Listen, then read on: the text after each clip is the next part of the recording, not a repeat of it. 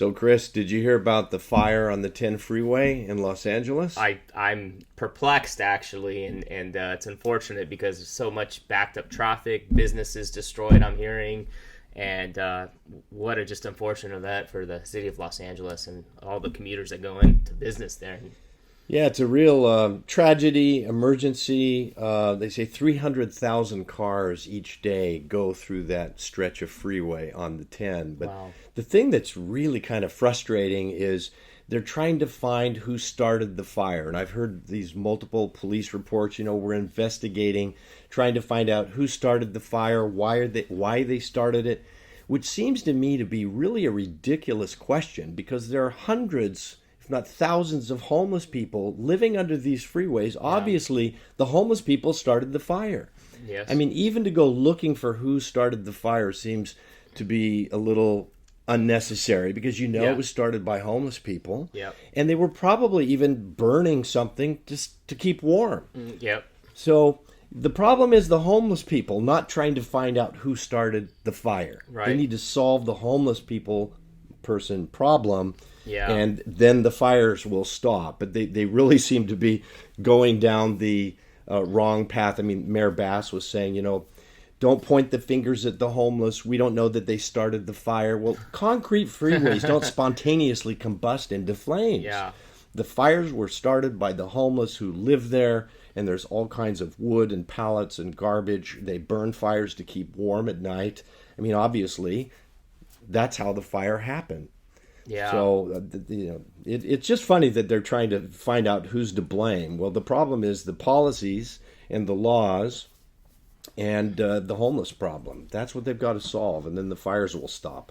Yeah, it's just really unfortunate, Dan. I think right now it's about like not to blame a certain class of people. And I get it. We have to solve the problem. And, instead of burning pellets, for example, this is just my personal opinion. I'm sure everybody has some great ideas out there. But can we donate warmers or more blankets or special type of blankets, military type? I mean, I don't know what the solution is, but what I do see a trend of, Dan, unfortunately, is this now impacting businesses. It's impacting every people going to restaurants. It's impacting the environment. I mean, I can't imagine all the carcinogens and different chemical things that are going to our atmosphere that are just burning. And then it's just really making a big pack. Insurance companies now having to step in. So it's very unfortunate that we have this type of homeless situation. But the problem is that there's like no law anymore, and it's just a real unfortunate thing for just homeless people and their families. I've gone through it personally with my brother, just being on the streets and having his psychosis type episodes, and it's a really, really sad thing. Whether you have a mental disorder or drug related disorder or both, I get it. My heart goes out to a lot of those people, Dan. But where are these alternatives? And if not, it's going to continue to get worse and impact a lot of us. That's just where I'm coming from on the situation, Dan. I don't know if you have any thoughts about it. Yeah, well, I do. Every homeless person was a child with parents at some point, and they grew up, and there's a story behind every single homeless person. And, the laws seem to be focusing on give them housing. That's not the problem. The problem is, as you said, Chris, they've got drug addictions, and they cannot hold a job. So without income, maybe they've already stolen from their parents, so they get kicked out of the house because they're trying to feed their habit, and now they're on the street. Mm-hmm. So the real problem is not that they don't have enough housing. The real problem is the drug policies and the fact that there are too many people that have addictions and are not receiving proper treatment to help them get through that phase in their lives to where they can become productive members of society again. And those people are the homeless people. So each one of those stories is tragic, but there is hope.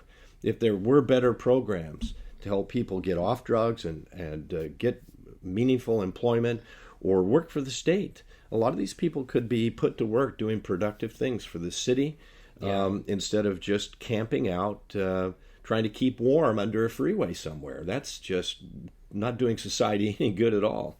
Yeah, it's a real systemic issue, and we see it in other parts of California as well. I think the other recent news that came up was San Francisco's issue with the policies there, and then we have all these world leaders coming, and then all of a sudden the streets are clean, everything looks gorgeous, and they're like, well, why couldn't we do something to help this before? And, Miraculously. yeah. So Governor Newsom's response is, well, when guests visit, we clean house, and I didn't read enough to know where homeless people were going or what happened, and all of that. But my heart out to the those who are dealing with this issue, for both living in the situation but also dealing with policies around it. I'm sure it's really tough, but again, our prayers for people, and hopefully we have a quick recovery to get business and things moving in the city of Los Angeles. And my heart goes out to everyone that now has to drive twice as long and twice as far to get to work.